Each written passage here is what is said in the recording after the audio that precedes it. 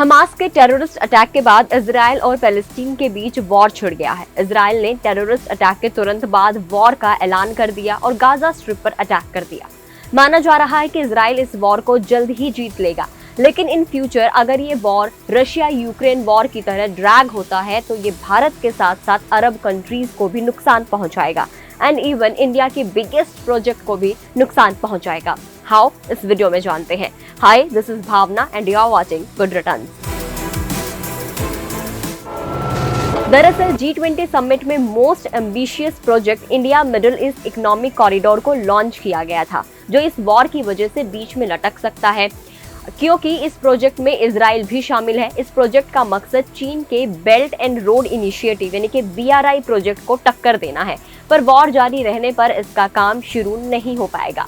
India Middle East economic corridor के under 3 क्षेत्रों के बीच शिपिंग और रेलवे लिंक डेवलप करने की योजना की अनाउंसमेंट हुई थी। इससे पहले I2U2 यानी कि इजराइल, UAE और यूनाइटेड स्टेट कॉरिडोर एग्रीमेंट हुआ था, लेकिन इजराइल और हमास युद्ध के बाद बने माहौल में कुछ महत्वाकांक्षी योजनाएं इम्पैक्ट हो सकती हैं। अमेरिका, सऊदी अरब और इजराइल के बीच संबंधों को सामान्य बनाने के साथ ही भारत से यूरोप तक एक इकोनॉमिक कॉरिडोर बनाने पर जोर दे रहा है।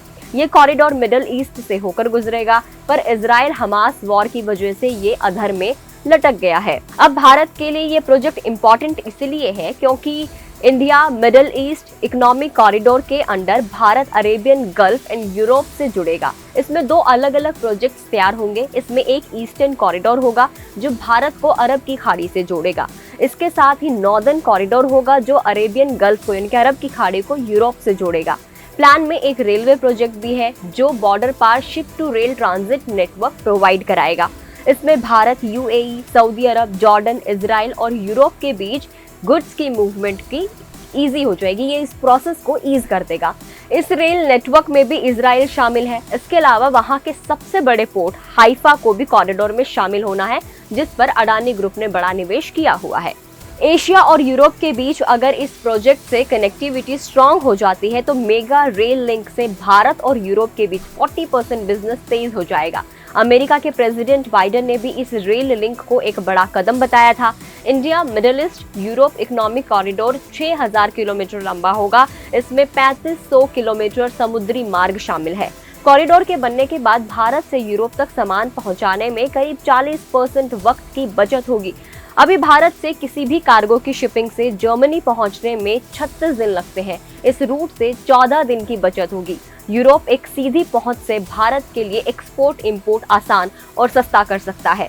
अब ये वॉर इस प्रोजेक्ट पर ग्रहण इसलिए लगा सकता है क्योंकि अमेरिका, ब्रिटेन और उसके सहयोगी देश फ्रांस, जर्मनी और इटली ने इस वॉर में इजराइल का समर्थन किया है, तो वहीं ईरान, सीरिया और कतर हमास की वकालत कर रहे हैं। UAE ने इस पर काफी नप्पा तुला सा रिएक्शन दिया है। भारत के लिए ये मसाला रूट भी कहा जा रहा है क्योंकि इससे वो खाड़ी देशों और यूरोप से जुड़ता। अब अगर इसके बजट की बात करें तो यूरोपियन यूनियन ने 2021-2027 के दौरान बुनियादी ढांचे खर्च के लिए 300 मिलियन यूरो निर्धारित किए थे। भारत भी इसका भागीदार बना था। अब अगर इस तरीके से ये प्रोजेक्ट पूरा नहीं हो पाता है तो चीन को इससे फायदा होगा, क्योंकि इस कॉरिडोर में देरी से चीन इस एरिया में तेजी से अपना दबदबा कायम कर रहा है। वो BRI प्रोजेक्ट को तेज करने में लगा हुआ है, तो वहीं चीन सऊदी अरब और ईरान के बीच में दोस्ती भी करा रहा है। तो इस तरह से ये प्रोजेक्ट अटक सकता है वॉर की वजह से। अगर ये लंबे समय तक ये वॉर जारी रहता है तो, और भारत को इससे नुकसान हो सकता है क्योंकि जो टाइम की बचत या पैसों की बचत वो सोचने के लिए इस प्रोजेक्ट को शुरू किया गया था वो पूरा नहीं हो पाएगा। इस वीडियो में इतना ही। आपको क्या लगता है हमें कमेंट करके जरूर बताएं। अगर फेसबुक पर देख रहे हैं तो फेसबुक पेज को लाइक करें, यूट्यूब पर देख रहे हैं तो गुड रिटर्न्स के यूट्यूब चैनल को सब्सक्राइब करना ना भूलें।